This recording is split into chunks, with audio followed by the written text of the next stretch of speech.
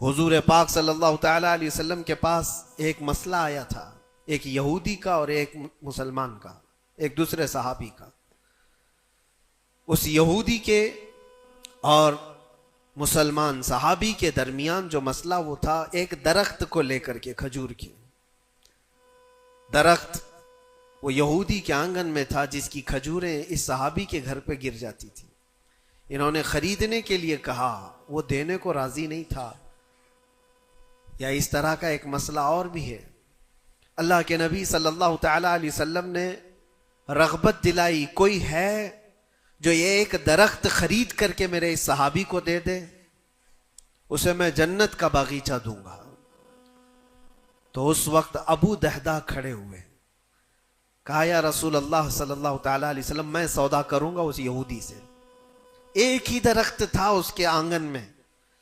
उससे कहा कि कितने में तू ये दरख्त बेचेगा? मेरे नबी की बात है, हुजूर का फरमान है, मैं खरीदूंगा।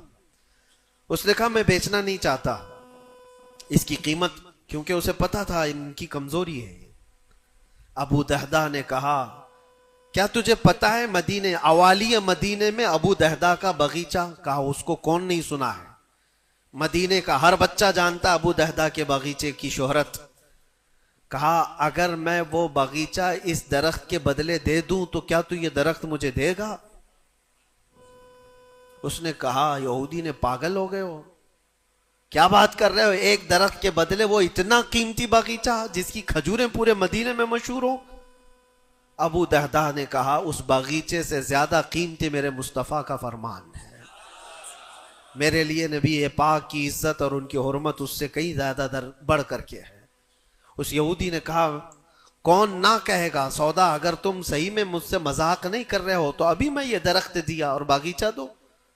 अबू दहदा ने कहा तूने अभी दिया, मैंने भी यहीं से दे दिया, बागीचा बेच दिया और सारी चीजें यहीं पर तय करके अपने बागीचे पर आते हैं। बाहर दरवाजे पर खड़े हैं, बागीचे के फाटक पर उनकी बीवी, उनकी बच्चे, घर अंदर बना हुआ है बागीचे के अंदर, जो ठंडी हासिल करने के लिए खुशनुमा बागीचे के अंदर खुशनुमा महल बना हुआ है। दरवाजे के बाहर से अबू दहदा पुकारते हैं या उम्म दहदा, अपनी बीवी को बाहर आ जाओ, बाहर आ जाओ अपने बच्चों को लेकर। बीवी ने कहा इतनी जल्दी क्यों इस तरह से बुला रहे हो, क्या बात है, क्यों चीख रहे हो? अबू दहदा ने कहा ये बगीचा बिक गया है, अब हमारा नहीं है, बाहर आ जाओ।